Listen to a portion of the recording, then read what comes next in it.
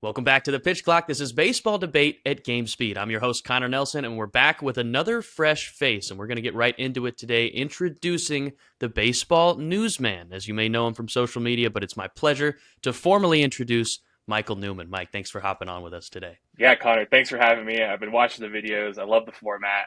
I'm ready for the challenge, and I'm excited for it.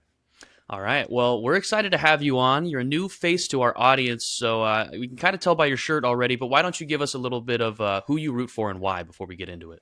Yeah, I mean, what better way than to say I grew up going to the Coliseum for my entire life. I lived in the Bay Area for my first 21 years, and there was no better baseball atmosphere than the Coliseum, and they instantly tagged on my heartstrings when I first started going to games in about 2007, 2008. And Dallas Braden's perfect game kind of sealed the deal. I chose the A's, and next thing I knew, the Giants decided to win 3 World Series. So I stuck by my Athletics through and through. I'm sticking by them while they're in Sacramento, and I'll stick with them while they go to Vegas. I love the A's. No team gives me that same feeling like the A's do. Man, we'll save the Vegas stuff for later because I definitely want to get into that with you eventually. But we got just so much opening day stuff packed in and opening weekend content that I just want to dive right into it. So what I felt like was the biggest surprise from the A's first game, Nick Kurtz in the leadoff spot. I mean, thankfully there was a 20 to 30 minute-ish delay before this game, and I actually watched the pregame show. And shout out to the A's pregame show. I actually loved watching it. It was very informational. Got a little info on the bullpen, Shea Langoliers' background, and kind of just what was going into this Nick Kurtz decision of hitting him leadoff. So my question to you is, Mike, how do you feel about the A's lineup construction from opening day? Yeah, quite frankly, I loved it. You know, when you look at a team like the A's, the offense is there. Why not put Nick Kurtz, your best bat, in the leadoff spot? Think Kyle Schwarber with the Phillies. So I love that Kurtz is in the leadoff spot. It's an interesting one for me because as a guy who roots for the Dodgers, you've seen Shohei Ohtani kind of change what the leadoff spot is in today's MLB. So I'm curious, as a guy who played maybe in a different generation of baseball now, what would be your ideal 1 through 9 for this team? Yeah, I was thinking about this a little bit. I actually am going to move a couple of pieces around. I'm going to put Langoliers back in the leadoff spot, followed by Nick Kurtz, Jacob Wilson, Tyler Soderstrom, Brent Rooker, Lawrence Butler, Max Muncy, and then I'm going to switch Denzel Clark and Jeff McNeil, put him in the 9 hole. I like the little Jeff McNeil second leadoff spot. I mean, this whole lineup, I feel like it's dangerous enough that where you could almost just do a little league thing where you have everybody pick out of the hat, and it'll still end up with a semi-usable 1 through 9. But what are your other thoughts just with Kurtz as a leadoff hitter in general? Yeah, Kurtz specifically. We know he can get on base. Last year, he had a .393 on base percentage. So that's going to be huge numbers towards getting the ball rolling early in games or at the start of a game, really. And that power is there. 36 bombs last year. He very well could start the game 1-0 just like that. All right, Mike. Well, first question, brand new guest. I think we caught you on the BALK challenge right there. I'm not sure who we're going to have coming up and calling you, whether it's Joe West, Angel Hernandez, or somebody else in the mix. But somebody Probably just Joe got West. you on that BALK. So we're going to have to implement the first BALK challenge here on our first question. So I know we talked a little bit before we started the recording, but it sounds like you may have done a little bit of studying up on some of these BALK challenges before coming on the show. A little bit. All right, a little bit. So we've got some new ones for you today and some old ones, but I think, hey, we got a long episode in front of us. Maybe we'll have more. So I think I'm going to warm you up with one that we've actually had on the show before. This is a fun baseball trivia one for me, but I'm curious if you've studied up, this could be a very easy one for some people. But, Mike, as soon as I end my question, the clock will start.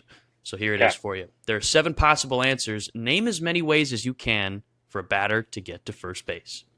All right. Hit, walk, intentional walk, error, fielder's choice, catcher interference, and this is the last one. I can't believe I'm doing this. Bang, there's the clock. Oh, man. This is one of the toughest ones for me to keep up with in real time. So we'll run the clock back. I believe you either got 5 or 6 right there. And so for some people who have shown it on social media, I threw in a little twist right there. So I said there are 7 possible answers. One Yep. of the answers that we marked as correct on social media was intentional walk, but that is technically a bonus point because all walks theoretically count the same. Intentional walk isn't necessarily different than a base on balls Ooh. Okay. because even though there is an IBB scorecard in the segment, it's kind of controversial. So I believe the one you missed, unless you're remembering really well, was dropped third strike. I don't think I heard that one. Oh, and of course, there was one in the A's game yesterday. Soderstrom reached on Yep. a drop third strike, and I can't believe I'm missing that. That's hilarious. Okay, All right. Well, now you're warmed up. You've felt the Bach challenges out, so maybe you'll have to get some more revenge later on another question. definitely. But let's just jump right back into some more A's opening day stuff. Unfortunately, opening day did not end the way the A's wanted it, but there were a lot of positives from this game, and one thing I mentioned earlier with the pregame show was that the back half of the bullpen is a question mark for the A's this year. So my question to you, Michael, what's the answer? Yeah, I think there's two names that I want to keep an eye on: Justin Sterner and Elvis Alvarado. Sterner, he had some elite baseball savant numbers last year, and Alvarado's got the velocity to maybe replace Mason Miller. Keep an eye on both those guys. I think they could find themselves in the closer role this season. I like both of those names. I was doing a little bit more research after hearing some of the names the pregame show was throwing out there. Alvarado, I know it's his last name, but I like calling guys Elvis when their name is Elvis. He could be Oh a yeah, fun little pickup with, like you said, his velocity. So I'm excited to see how they end up figuring it out, whether it's by committee or not. I mean, before we move on to the last question, I'll just throw the clock right back at you. Any other thoughts on the back half of the bullpen? yeah. I really think there's a couple other guys that'll be in the mix: Hogan Harris, Scott Barlow, and Mark Leiter Jr. A lot of people are really excited about Hogan Harris. He's got a lot of what's known as rise on his fastball, and I think that's going to play pretty well in the back end of the bullpen. I like that. Mark Leiter Jr. and Scott Barlow were the two names I kind of highlighted after I just went through the 40 man. I was like, these are the two names that I know off the rip, not being an A's fan. I was like, these guys would maybe be the first two that I would pick.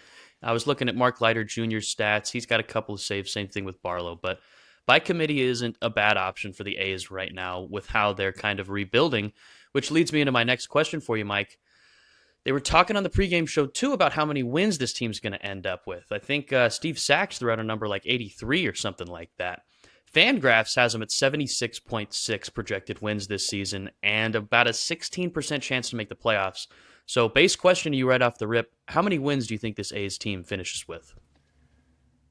Optimistically, I think this team is capable of getting to that 88 to 90 win number if the pitching staff comes along like we want it and hope it needs to be.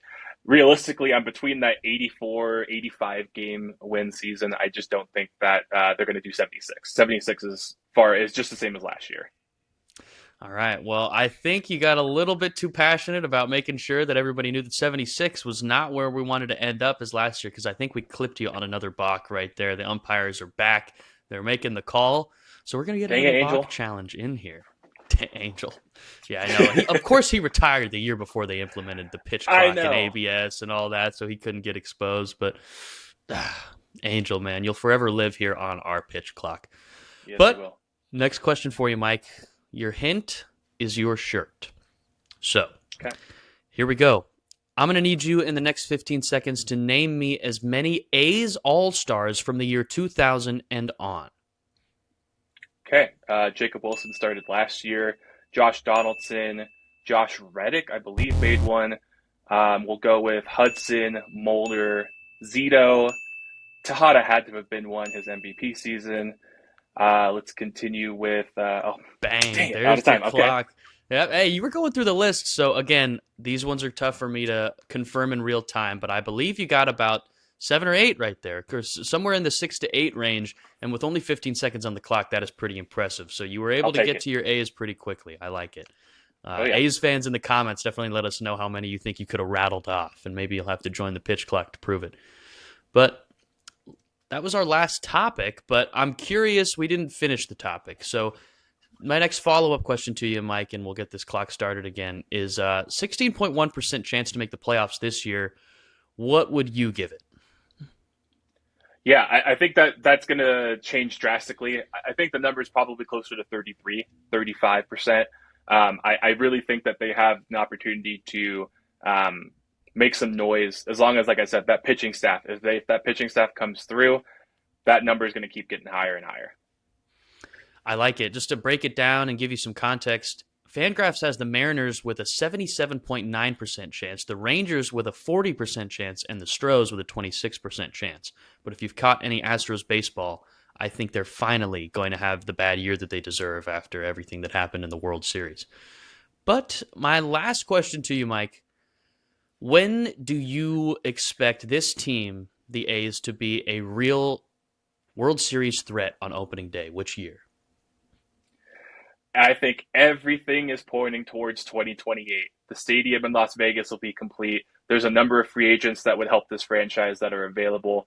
I think can keep extending the core pieces. I'm waiting for Langoliers and I'm waiting for Kurtz, but everything is pointing towards Las Vegas 2028 to be a true contender for the World Series.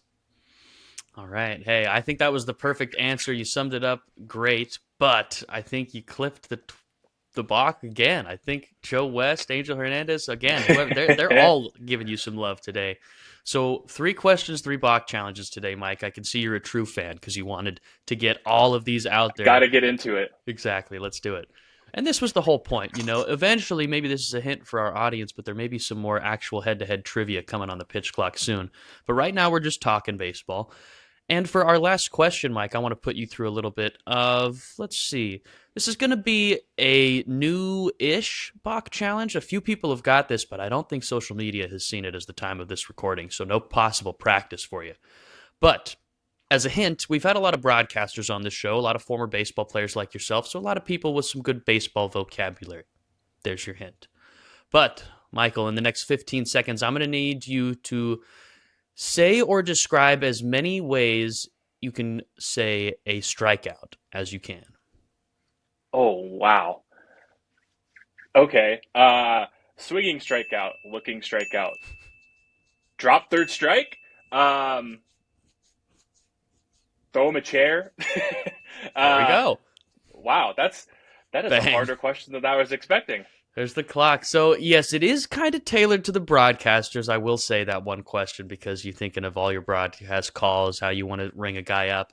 But, yeah, I never know which kind of, baseball slang different guys can throw out there because you mentioned Dallas Braden earlier. He's probably got the best baseball vocabulary in the game. I mean, yeah, listening to him talk is a true treat. I'm glad Chris Carey really gives him the time because whenever Dallas Braden has something to say, I'm on the edge of my seat. So, oh yeah, yeah, that was our BALK challenges for today, though, Mike. Looking back on all 3 of them, how do you think you fared, and what are you looking forward to for maybe next time?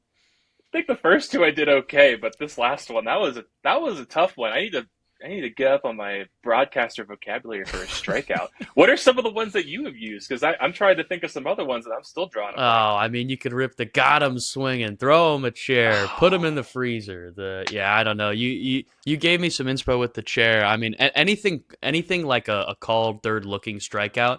Like my favorite one to use just sometimes is just a simple got him or, just like one of those. So it's a tough question because I can't give you too many hints or help beforehand, but you can really say any phrase and we would have counted it. So, okay. Fair. Yeah. Hey, there is a lot of gray area in that question. So, allowing phrases as answers is a tough one, but we do it for the fun of it, man. And yeah, we do. That's exactly what the pitch clock is for. If you're looking for more content, you can find us on Instagram, TikTok, YouTube especially. That's where we're posting our new daily recap series, so you can find me recapping every single game of every day, 15 seconds on each game. And then a game of the day will be featured on TikTok and YouTube. And hey, Mike, you're posting every day now too that the MLB season's going. The links will be in the description. But as we always do here on the pitch clock, I'm going to pass the mic back over to you. Any last words for the audience? Yeah. Let's go A's. Let's get a win this weekend against the Blue Jays. They were number 2 in my power rankings. So getting a win against them will be a nice little boost going into this season. Hopefully we can start strong. Yes, sir. Excited to consume more opening weekend baseball. Here on the Pitch Clock, we'll have it all recapped for you. So, Mike, thanks for joining us. That'll do it for today's Pitch Clock, and we'll see you next time.